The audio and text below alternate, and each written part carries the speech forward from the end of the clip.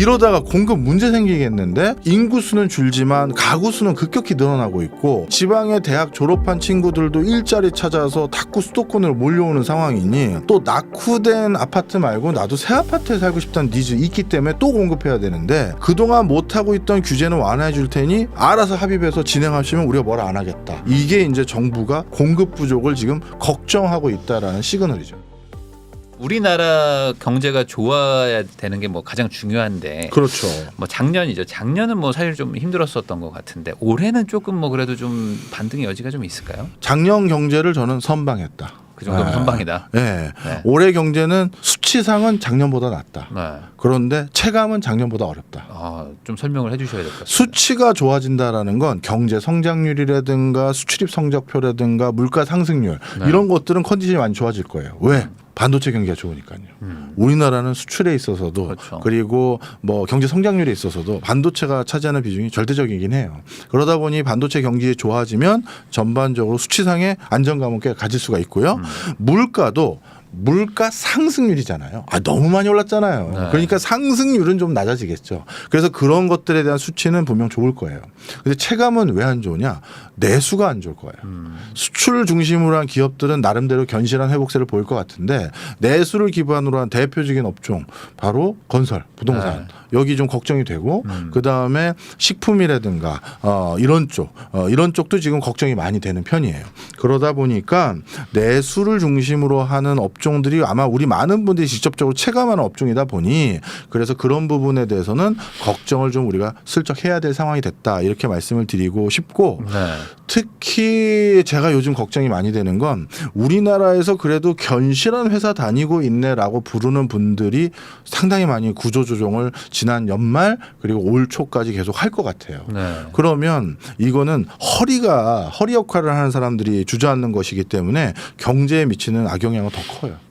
그러면은 작년에도 사실 되게 급격한 물가 상승이 있어가지고 올해 이제 뭐 임금을 좀 올려가지고 나도 물가를 좀 방어하자 뭐 이런 분들도 좀 있었을 텐데 실제 그거는 그냥 희망이지 현실화는 잘 안 됐을 수도 있을까요? 좀 임금 상승의 여력이 좀 없는 건가요 지금? 지금 임금 상승에 여력이 있는 회사들이 많지가 않아요. 그래서 실제 그렇게 코로나 때 잘 나갔던 IT 업종은 임금 상승 제로, 네. 그다음에 신규 고용 제로인 회사들이 너무 많고요. 그다음에 전통적인 미디어 산업군은 우리 부익남 같은 아주 명망 있는 컨텐츠 가이들이 등장하기 시작하면서 네. 종편을 비롯해서 대부분의 회사들이 구조조정에 들어갔어요. 네. 그러다 보니까 이쪽도 지금 문제가 심각하고 건설 파트 뭐 더 잘하실 네. 거라고 보고 그러다 보니까 이게 슬슬 좀 내수를 기반으로 우리가 체감하는 경기는 어려워진다. 저는 그렇게 봐요. 정부가 그래도 좀 뭐 민간 소비 좀 늘어날 것 같다 뭐 이런 얘기를 하는 것도 있는 것 같은데 뭐 그런 거는 뭐 좀 약간 희망 섞인 얘기다. 저는 솔직히 네. 뭐 그렇게 그걸 기대하지는 않아요. 네. 왜냐하면 경제 성장률이라는 수치를 우리 예년 같은 목표로 달성해 보겠습니다라는 정부도 그런 자기 스스로의 목표가 있어야 될 거 아니겠습니까? 그런데 과거 코로나 기간이나 그 이전 기간의 경제 성장률 2% 초반에 달성했었던 그 성적표에 상당 부분의 기여도는 정부 소비와 정부 투자였어요. 왜? 코로나 기간 동안 다 어렵다니까 정부가 돈 써줬잖아요. 그런데 지금 정부의 정책 기조는 그러면 우리 후손들을 대비해야죠. 재정 건전성 어떻게 확보할 겁니까? 그래서 저희는 정부 긴축하겠습니다. 그걸 했잖아요. 네, 맞아요. 그리고 하나가 더 이유가 있죠. 인플레 잡으려고. 그래서 긴축을 한다라고 했는데 그럼 지난 한 5, 6년 동안 가장 경제 성장률의 기여도가 컸던 섹터 중에 하나인 정부가 긴축을 했는데 성적표가 비슷하다? 그럼 어디서 이 경제 활동을 했느냐? 당연히 근거로 내세울 게 민간 소비가 늘어날 거로 저희가 전망하고 있습니다라고 할 수밖에 없는 상황인 거죠. 네, 그냥 어찌 보면 그냥 목표치 설정을 한 것이다. 그렇죠. 그렇게 유도해 보겠다라고 하는 건데 얼마나 네. 될지는 잘 모르겠어요. 그래가지고 뭐 관광도 활성화 시킨다고 하고 뭐 여러 가지 뭐 다양하게 또 상반기에도 예산 집행도 많이 하고 뭐 한다고는 하는데 그게 아무래도 좀 쉽지 않을 수도 있는 네. 부분이다. 근데 그럼에도 불구하고 우리나라도 이제 4월에 총선이기 때문에 뭐 그 전에 조금이라도 좀 붐업을 시키는 뭐 그런 거를 하지 않을까 싶기도 한데 안 될까요? 붐업보다도 급한 불을 잘 꺼보자인 것 같아요. 부동산 PF도 구조적이고 근본적인 개혁을 하기보다는 지금 하나하나 좀 걱정되는 회사들인 태영 이미 터졌고 네. 뭐 신세계나 롯데나 몇 개 이제 인구 해제되는 회사들 있지 않습니까? 그런 회사들의 문제가 더 선거 전에 크게 터지지 않기를 바라는 논조가 많고요. 터졌다 하면 빨리 봉합하자. 너도 네. 빨리 사죄 좀 내라. 성의 표시를 해야 우리도 도와주지. 이런 수순으로 지금 일단 해결을 해보자라는 논조가 더 강한 것 같고 지금 경기를 크게 부양해보자 이런 거는 앞뒤가 안 맞는 포석이라고 생각을 하는 것 같아요. 네. 그리고 내수를 분양하기에도 아직 인플레이션이 안 잡혔거든요. 이번 정권은 왜 이상하게 경기 부양을 안 하냐. 왜냐하면 적극적인 행보를 안 하냐. 이렇게 오해하실 수가 있는데 예전과 달리 지금 우리가 인플레이션이라는 숙제가 있잖아요. 경기 안 좋을 때 정부가 적극 나설 수가 없는 것이죠. 그런 것도 좀 감안은 살짝은 해야 돼요. 그러면 갑자기 궁금한 게 이번에 어쨌든 물가 상승률을 잡는다고 치고 올해든 뭐 내년이든 잡아서 이제 금리도 다시 낮추고 그런 다음에 다시 한번 이제 경제 성장을 좀 해보자 하면서 뭐 좀 이렇게 박차를 가하면 예전에는 이제 경제 성장은 되는데 물가가 좀 안 오르고 안정돼가지고 뭐 되게 좋은 상태였는데 이제는 또 그러면 다시 한번 돈을 풀고 그러면 다시 또 물가가 또 올라가는 뭐 그런 게 계속 반복되는 거라고 봐야 되는 건가요? 그럴 수 있는 여지 배제할 수 없다는 게 지금 중론입니다. 왜냐하면 과거 우리나라의 물가를 안정시키는데 현격한 기여를 한 게 누구냐 하면요. 네. 중국이에요. 네. 중국에서 값싼 원자재 들여왔기 때문에 최종 제품이 싸진 것이고 중국산 인력들이 하다못해 동네 분식집에서 서빙 봐주시고 그렇게 하기 때문에 그나마 우리가 먹는 김밥, 떡볶이가 그 가격을 유지할 수 있었는데 그 전 세계에서 가장 물건을 싸게 만들 줄 아는 저 나라랑 슬슬 이 차단을 하겠다? 그러면 이제 슬슬 비싸게 주고 사올 수밖에 없고 내국인 이용할 수밖에 없고 그러다 보니까 분명 물가에는 악영향을 줄 수 있는 요소가 하나 생긴 거고요. 네. 그다음에 전 세계가 그동안은 자유무역한다고 해서 제일 싼 곳에서 사서 제일 싸게 조립하는 곳에서 조립해서 제일 싸게 배달해 줄 수 있는 국제 선사 태워서 유통을 했는데 이제 그 반이 또 막히는 거잖아요. 중국계는 안 써야 된다. 네. 그럼 또 그 과정에서 또 비싸지는 거죠. 그래서 예전과 달리 저물가 기조가 완벽하게 다시 도래할 것이다. 이렇게 기대하기는 또 섣부른 부분이 좀 있어요. 제가 이걸 왜 여쭤보냐면 지금 건설사가 되게 좀 상황이 안 좋은데 그렇다고 해서 건설사들이 뭐 건물을 짓겠다고 해도 뭐 분양가가 요즘 계속 높아지는 것처럼 그러니까요. 솔직히 뭐 원가가 높아지니까 답이 안 나오는 상황이고 그러니까 돈을 벌어야 되는 회사가 물건을 못 만드니까 지금 이러니까 점점 더 악화되고 있고 막 이러는 상황인데 그러면 이 부동산 쪽은 앞으로 그냥 계속 안 좋아지는 거라고밖에 볼 수 없는 건가요? 어떻게 해결 방법이 있습니까? 부동산이 계속 안 좋아진다기보다는 제가 부익남 채널에 나올 때마다 네. 드리는 말씀 양극화. 네. 좋아지는 동네, 좋아지는 물건 그리고 안 좋아지는 동네, 안 좋아지는 물건 시비가 계속 엇갈려질 것 같고요. 경제가 아무리 저성장 기조를 가고 경제가 아무리 예전 같지 않다 하더라도 이 와중에도 새로운 산업은 생기고 이 와중에도 누구 돈 좀 벌었다며 이 소리가 들려요. 그러면 많은 분들이 오해하시면 안 돼요. 부동산은 실물이긴 하나 또 합리적인 재화만이라고 생각하시면 안 돼요. 사치제이자 가치제예요. 예를 들어서 뭐 제가 특정인을 언급해서 송구합니다만 우리 그 최근에 급스타가 돼서 떼돈 번 이명웅이라는 분. 네. 그분 최근 몇 년 동안 그렇게 열심히 살고 돈 많이 벌었더니만 얼마 전에 저도 뉴스 봤더니 집 사셨더라고요. 네. 뭐 저기 마포 쪽인 걸로 맞나요? 네, 맞아요. 그쪽에 뭐 펜트하우스 뭐 몇십억짜리 샀다. 자, 그분이 그러면 거기가 앞으로 시세가 얼마나 오를 것이고 한 5년 뒤면 내가 얼마에 되팔 수 있을 거다. 그거 주판 튕기고 산 걸까요? 아니에요. 열심히 일했고 그동안 밤새서 뭐 일했는지 뭐 공연을 많이 다녔는지 그것까지는 제가 모르겠습니다만 자기 자신에게 주는 칭찬이에요. 나도 이제 그런 데서 한번 살아보자. 그거거든요. 그런 수요는 계속 있어요. AI 이제 뭐 대세된다. 그럼 그걸로 돈 번 가게가 있을 수 있고 회사가 있을 수 있고 스타트업 있을 수 있죠. 그럼 그 사람들 똑같죠.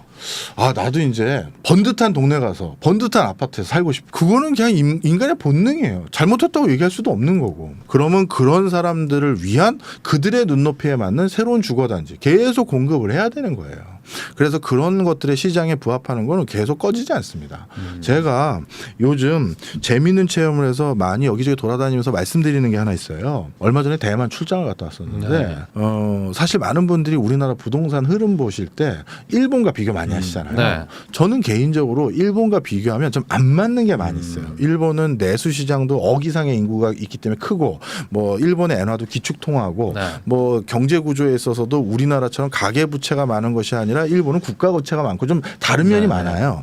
그래서 부동산을 설명할 때 좀 약간 갸우뚱하게 되는 부분이 많이 있는데 한국과 오히려 딱 똑같은 곳이 대만이에요. 대만이에요. 뭐 이거는 너무 역사가 똑같아요. 우리가 뭐 박정희 대통령이 권위주의 정부 지날 때 거기는 장제스가 그러네요. 80년대까지 계엄했던 거 이것도 비슷하고 국가 주도로 육성하는 산업도 거기도 반도체 우리도 반도체 비슷비슷하고 그러다 보니까 사회학적인 또 인구 구조적인 그런 모든 게 비슷해요. 그래서 국제 통계에서 대만을 국가로 인정하지 않는 통계가 많다 보니까 대만이 빠졌는데 합계 출생률이 1 이하인 국가는 지금 거의 제가 알기로 2개밖에 없어요. 한국과 대만. 우리랑 거의 비슷한 상황이에요. 네. 그리고 오히려 2035년 정도 되면 대만의 인구위원회라는 어떤 정부기관이 있는데 거기 예측이면 본인들이 한국 제끼고 합계 출생률이 제일 낮을 거라는 거예요. 그러니까 우리랑 완벽히 똑같은 거죠. 네. 그런데 대만 타이페이의 집값이 어떻게 되느냐. 우리 늘 그 소리 하잖아요. 교수님 결국 인구 줄면 쉴 수요 없는데 부동산 다 꺼지는 거잖아요. 아니, 오르지 않을 요인인 거 저도 알고 언젠가 그 영향이 미치는 건 분명히 있죠. 그러면 그 영향이 다 미치는 거냐 일부 지역에만 미치는 거냐 이게 또 중요한 거잖아요. 근데 대만이 우리에게 어떻게 보면 비교군일 수 있는데 네. 대만의 부동산 흐름이 지금까지는 우리랑 비슷하고 어떤 면에서 우리보다 더 과열됐어요. 우리로 따지면 서울에 해당되는 타이페이, 우리로 따지면 강남과 신도시라고 할 수 있는 신타이페이. 신타이페이는 타이페이가 너무 과밀화되다 보니까 우리랑 그것도 똑같아요. 네. 신도시를 지은 게 걔네는 삥 둘렀어요. 네. 신타이페이라고. 그쪽 지역에 우리로 따지면 1기 신도시와 강남이 거기 다 있는 거예요. 네. 거기에 그래서 대규모 단지들 만들어줬는데 집값이 다 폭등했어요. 그래가지고 지금 대만 총통 선거가 MZ 세대들은 그거 단죄하겠다고. 나는 평생 이제 살아도 집 못 산다. 집 못 산다. 네. 그리고 대만에 그럼 임영웅 같은 어떤 네. 슈퍼스타들이 사는 동네 아파트 가격. 우리나라에서 얼마 전에 제일 거래 비싸게 된 아파트 가격이 한남동에 있는 뭐 180억짜리 하나가 거래된 게 있더라고요. 네. 대만 제일 비싼 아파트 타이페이 얼마일 것 같으세요? 찍어보세요. 한 2배는 되는 건가요? 360억? 네. 업. 아 그래요? 한 500억도 돼요? 업. 한 1000억 가는?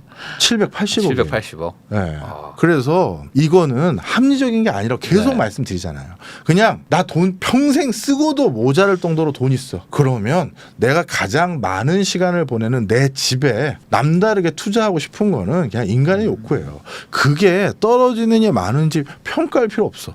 우리 명품 백 사는 사람에게 야, 너 이게 그런 평가를 왜 합니까? 그건 그 사람 마음인 거지. 그래서 뭐 그런 동네의 흐름은 계속 되는 것 같아 보여요. 그러니까 대만도 이제 소득이 좀 그렇게 높지 않은 걸로 알고 안 있는데 해요. 예. 그에 비해서 또 집값이 또 상당히 또 비싼 나라라고 하더라고요. 어마어마해요. 아무래도 우리나라랑 또 약간 뭐 비슷한 지리적인 요건들도 있고 하다 맞아요. 보니까 뭐 거기를 참고해 보는 것도 좋을 것 같습니다.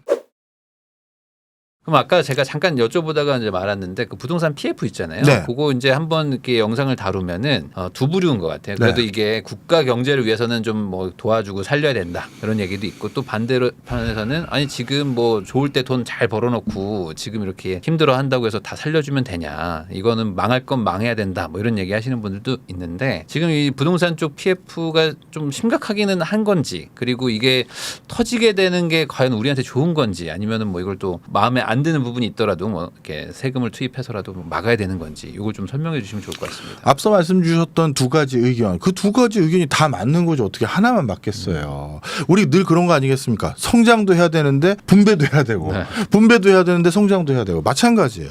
그래서 이런 것들은요. OX 문제가 아니라 어느 수익까지 어느 선까지를 해주느냐가 굉장히 중요한 관건이에요. 다 살려주면 이제 건설회사들 다 도덕적 해이 생기죠. 그렇죠. 야 그냥 하면 결국 다 살려줘. 절대 그거 하면 안 돼요. 그렇다고 다 안 살려주느냐? 아 그럼 국가 경제에 영향 미치는 게 사실이고 그거는 섭섭하게 생각하지 마세요. 여기 계신 우리 시청하시는 분들 중에 누가 마침 공교롭게 이것도 특정 건설사에 언급해서 죄송합니다만 대시양 분양을 받고 있었어. 네. 그런데 국가가 다 안 살려줍니다 하면 그 국가 정책 찬성하실 거예요? 아니잖아요. 그래서 결국 우리 누군가 지인들이나 아는 사람의 피해도 반드시 있을 수밖에 없어요. 그래서 어느 정도 수준까지를 살려줄지 고민해야 되는데 이 부분에 제가 요즘 그런 거에 TF팀에 들어가 있는 학자 한 분하고 그제 저녁을 먹었는데 네. 고민이 이만저만이 아니더만요. 일단 지방 물건은 주택이 많아요. 서울과 수도권은 우리 주택 아닌 우리 지산, 지식산업센터, 뭐. 지식산업센터나 이런 것들 빌딩들이 많아요. 그런데 빌딩은 단죄를 해도 야 니네 이렇게 부동산 PF 그동안 방만하게 했고 이런 걸로 떼돈 벌어서 준 재벌인 척 하더니 이제 문제 생겨서 나한테 찾아온 거야? 안 돼 해도 그 빌딩에 분양하거나 저 사무실 산 사람들 중에서는 그래도 여윳돈 있어서 내 집도 있고 뭐 있는데 우리 이거 한번 투자 좀 해볼까 하시는 분들이기 때문에 네. 약간 단죄를 해도 그분들이 생활이 나락으로 떨어지는 건 아니니까 거긴 누를 수가 있는데 네. 지방은 어떠냐? 나 이제 집 하나 장만하려고 그렇죠. 번 돈 다 넣어놨는데 네. 그게 이렇게 자빠지면 이런 물건이 거긴 많은 거예요. 그럼 이 관점에서만 보면 지방은 살리고 서울 수도권에 쓸데없는 지산 만들어 놓은 거 이건 주저앉히다 이래야 되는데 우리가 부동산 PF의 옥석을 가릴 때는 수익성이라는 관점이잖아요. 수익성을 들여다봤더니 지방의 주택단지 소규모 나홀로 아파트 단지 이런 거 지은 게 오히려 이거는 아니 처음부터 여기에 이게 수익성이 있다고 생각한 거냐라고 보이는 물건이 그쪽에 오히려 더 많고 지산은 조금 양보하면 정말 또 경기 좋아지면 다시 찰만한 곳들이 꽤 보인다는 거예요. 네. 그러니 이걸 또 생각하자니 또 반대고 너무 고민이 많더라고요. 그래서 제 소견으로는 이게 둘 다 맞는 얘기 때문에 어느 선까지 어떻게 하는지를 결정해야 되고 그 선은 아주 정량화된 수치만 있는 게 아니라 말 그대로 큰 돈 버셨던 분들의 성의 표시, 사죄도 중요할 거고요. 그 다음에 나름대로 회생 계획이나 이런 자구 계획 이런 것도 중요할 거다 저는 판단합니다. 그러면은 뭐 일각에서는 이 PF가 사태가 되게 뭐 심각하고 이게 겨우겨우 막고 있는 거기 때문에 이쪽이 아무리 뭐 컨트롤하려고 해도 터진다 뭐 이렇게 보시는 분들도 있는데 뭐 터지게 하지는 않겠다 정도로 좀 판단할 수 있을까요? 네, 저는 터질 정도 뭐 그래서 이것 때문에 우리나라 국가 경제 발목이 잡힌다 이렇게까지 보지 않습니다. 그러면은 이게 반대로 이렇게 보시는 분들도 있거든요. 이게 PF 문제가 됐다는 것 자체가 어쨌든 이제 앞으로 건설사 입장에서는 공급하는 건 더 어려워지는 거잖아요. 네. 그러면 이게 뭐 아파트라는 게 뚝딱 만들어지는 것도 아니라서 미리미리 좀 만들어 놔야 뭔가 좀 나중에 공급도 순차적으로 될 텐데 지금 같은 분위기에서 정말 공급할 수 있을까 이런 얘기들도 하시면서 앞으로 한 2, 3년 뒤에는 공급 부족 얘기도 또 나오고 있거든요. 네, 저도 거기에 동의합니다. 네. 그러면 네. 이런 것들을 지금 뭐 당장 해소할 수 있는 방법이 없다면 네. 2, 3년 뒤에 공급 부족 사태는 그냥 어쩔 수 없이 그냥 맨몸으로 맞아야 되는 상황이 올 수밖에 없는 건가요? 예, 그런 걸 정부도 체감하고 있는 것 같아요. 그래서 공급에 대해서 나름대로 정부 사이드에서 뭐 신도시 발표를 또 한다 이런 거 쉽지 않은 일이거든요. 괜히 네. 부동산 시장만 들썩일 수 있고요. 그래서 생각해낸 자구안 중에 하나가 재건축 재개발에 대해서 이제 맡겨드릴 테니까 조합원에서 알아서 합의 보셔서 진행하세요. 네. 이게 차선책으로 나온 거예요. 이러다가 공급 문제 생기겠는데 계속 인구 수는 줄지만 가구 수는 급격히 늘어나고 있고 그리고 지방의 대학 졸업한 친구들도 일자리 찾아서 탁구 수도권으로 몰려오는 상황이니 이거 어떻게든 공급은 더 해야 되고 또 낙후된 아파트 말고 나도 새 아파트에 살고 싶다는 니즈 있기 때문에 또 공급해야 되는데 그러면 이거를 우리 혼자 총대매기에는 이제 문제가 심각해졌으니 그동안 못하고 있던 규제는 완화해 줄 테니 알아서 합의해서 진행하시면 우리가 뭐라 안 하겠다. 이게 이제 정부가 공급 부족을 지금 걱정하고 있다라는 시그널이죠. 오늘 윤 대통령이 그런 얘기 했더라고요. 이제 안전진단 같은 거 우선은 면제해 줄 테니까 빨리 조합 만들어서 진행하고 나중에 받든지 하고 그다음에 이제 뭐 다주택자 뭐 이런 것들 규제 같은 것들도 원론적으로는 다 폐지하는 게 좋겠다. 뭐 이런 식의 또 약간 발표까지 해가지고 아까 말씀하신 것처럼 뭔가 공급에 대한 좀 걱정을 하고 있는 것 같긴 한데 네. 이게 아파트라는 거 뭐 재건축도 결국에 멸실하고 짓고 하면 또 시간 많이 걸리고 네. 당장 공급해야 되는 건 사실 아파트가 아닌 비아파트류를 먼저 해야 되지 않을까 싶기도 한데 이쪽은 또 전세 사기 때문에 또 박살나 있는 상황인데 네. 해결 방법이 있을까요 이게? 그래서 지금 오피스텔과 관련된 규제를 슬슬 손볼까 하는 고민들을 많이 하더라고요. 어차피 지금의 인구 구조의 추세가 1인 가구거든요. 네. 그러면 방 2개, 3개짜리는 국민평형 준하는 그런 아파트가 아니라 지금 당장 필요한 건 내가 몸 누일 곳, 거실 하나에다 방 하나만 있어도 되는데 이런 것들은 오피스텔 촉으로도 충분히 공급이 가능하다 보니까 네. 이런 부분에 대해서는 약간 규제를 더 완화하거나 아니면 규제를 규제를 완화한다라는 게 오피스텔을 더 짓게 만들려면 오피스텔 사겠다는 사람에게 1가구 다주택을 적용 안 하면 되는 거잖아요. 네. 그런 고민도 좀 하는 분위기인 것 같아요. 아직은 뭐 바뀌진 않았지만 뭐 그런 것들이 논의를 좀 약간 계속하고 논의를 있습니다. 하고 있다. 걱정이 많은 거죠. 아무래도 어떤 뭐 공급이나 이런 것들 예. 그리고 이제 말씀하신 건설사들도 지금 뭐 무너지고 있기 때문에 네. 뭐 그런 것들도 좀 막아줄 겸. 근데 이런 것들이 이제 뭐 받아들이는 국민들이 좋게 받아들일지는 뭐 약간 좀 애매할 수 있는 부분은 있을 것 같긴 해요. 그럼요. 아직 그 급상승의 그 여파가 아직 남아 있기 때문에. 그럼요. 그래서 사실 제일 좋은 건 또 우리 시청하시는 분들 중에서는 또 사신 분도 계실 거 아니에요. 네.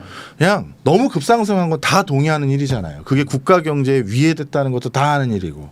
그러면 올라온 거니 물가는 계속 오르니까 당분간 네. 좀 여기 있어주면 물가 올라서 어느 정도 선에는 예년처럼 오른 수준으로 회귀할 수 있도록 좀 당분간 그냥 있어도 될 것 같은 게 제 개인적인 소견입니다. 그래서 뭐 정부도 뭐 27년까지 가계부채를 100%로 맞추겠다, 찬찬히 네. 맞춰가겠다, 뭐 이렇게 한 것도 그냥 현상 유지하겠다. 맞아요. 맞아요. 그걸 좀 약간 방향을 잡고 있는 것 같긴 합니다. 그 정책은 제발 성공했으면 하는 바람입니다.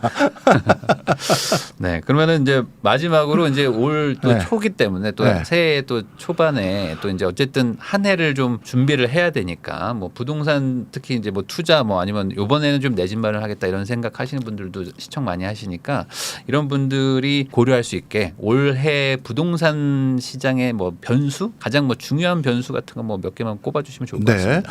일단 다주택자분들을 희망하거나 한 주택 이상을 희망하는 분들은 올해는 그런 걸 살 수 있는 기회장이 좀 생길 수 있어요.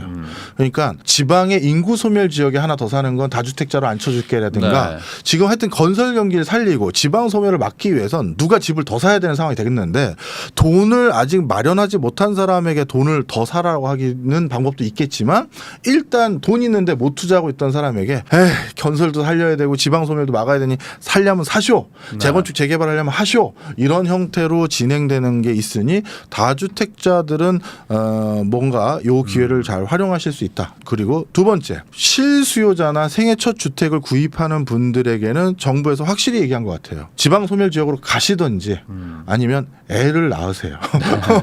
애 낳으면 네. 저희가 확실히 밀어드립니다. 그래서 만약에 자녀 고민하시는 분들이 있다면 출산과 같이 집장만 할 수 있는 여지는 점점 도와지는 것 같고요. 뭐 그래서 그거 활용하시면 전 괜찮다. 그래서 실수요자는 아이가 있는지 없는지 여부가 굉장히 중요한 관건으로 됐고 이게 저는 이것 때문에 출생률이 달라진다 그렇게 보진 않아요. 근데 어떤 정책이든 간에 처음에 제대로 세팅되긴 쉽지가 않거든요. 이 방향성은 전 맞다고 보고요. 이거를 이제 계속 파인 튜닝 해야죠. 네. 요 정도 대출 이자 할인해 주는 거는 애 안 나는구나. 그럼 더 파격적으로 할인해 주고 그걸로도 안 나는구나. 그러면 도배해 주고 이런 식으로 해서 하는 방향은 맞다. 그래서 이런 것들은 하여튼 더 지켜보시면 좋을 것 같고 세 번째 올해 만약에 부동산 경기가 더 안 좋아진다. 그러면 작년에도 부동산 경기가 회복될 이유가 사실 많지 않았는데 정부 정책 때문에 회복한 거거든요. 그럼 올해도 똑같은 일이 있을 거예요. 정부의 지금 목표는 부동산은 과열시킬 생각도 전혀 없고 꺼트릴 생각도 전혀 없다예요. 그래서 만약에 PF 문제가 더 불거지거나 아니면 부동산 경기가 더 주춤하다라는 게 확인이 되면 하반기에 추가 혜택은 더 나온다. 그래서 부동산 경기와 혜택의 상황은 반비례한다. 이렇게 보시면 되겠습니다. 길게 보면은 정부가 어떤 그 정말 목에 차가지고 이거 제발 좀 해주세요라고 할 때가 저점이긴 하더라고요. 그래서 아마 올해가 무언가 뭐 지방이든 아니면 아까 말한 뭐 지산이든 뭐든 이 건설 시장에 지금 뭔가 좀 시한폭탄처럼 터지려고 하는 그 부분에서 반대로 또 기회가 나올 수도 있지 않을까. 어떤 정책적인 도움을 받아가지고 나올 수 있을 것 같기도 합니다. 저는 여기 부익남이 의외로 세종시에는 관료분들도 많이 보세요. 네. 그런데 혹시 보시는 분들에게 이런 아이디어 권해드리고 싶은데 외국에서는 이미 많이 했던 거거든요. 그 지산 있지 않습니까? 네. 일부 지산 같은 경우는 더 이상 거기 꽉 채우기 쉽지 않은 독도 있어 보여요. 그러니까 원래 수익성 검토 안 하고 잘 못 지은 거. 네. 그거는 이 기회에 주거용 아파트 오피스텔로 바꿀 수 있는 인허가라든가 규제 좀 네. 풀어줬으면 그럼 더 훨씬 더 빨리 적어도 주택을 공급할 수 있다. 저는 그렇게 말씀드리고 싶어요. 쉽지는 않아요. 네. 맞아요. 결국에 1, 2인 가구한테 가장 빠르게 공급할 수 있는 건 거는 아파트로는 사실 좀 그럼요. 대규모 공급이기 때문에 뭐 다른 어떤 개별적인 뭐 비아파트를 많이 만들고 그리고 기존에 있던 걸 좀 활용하는 식으로 하는 그렇죠. 것도 좋을 것 같긴 합니다. 어쨌든 지금 상황이 뭐 좋지는 않기 때문에 뭐 정부의 정책이 오늘도 또 하나 나왔고요. 예. 그리고 아마 또 계속 나오지 않을까 그런 것들 좀 지켜보시면 좋을 것 같습니다. 지금까지 박종호 교수님과 2024년에 뭐 다양한 주제에 대해서 특히 뭐 세계 경제부터 한국 부동산 시장까지 한번 이야기를 나눠봤는데 시청해주신 분들이 많은 도움을 받으셨기를 바라면서 저도 이제 교수님과 인사 나누도록 하겠습니다. 다시 한번 나와주셔서 감사드리고요. 새해 복 많이 받으십시오. 네, 우리 부인남도 새해 복 많이 받으십시오. 감사합니다.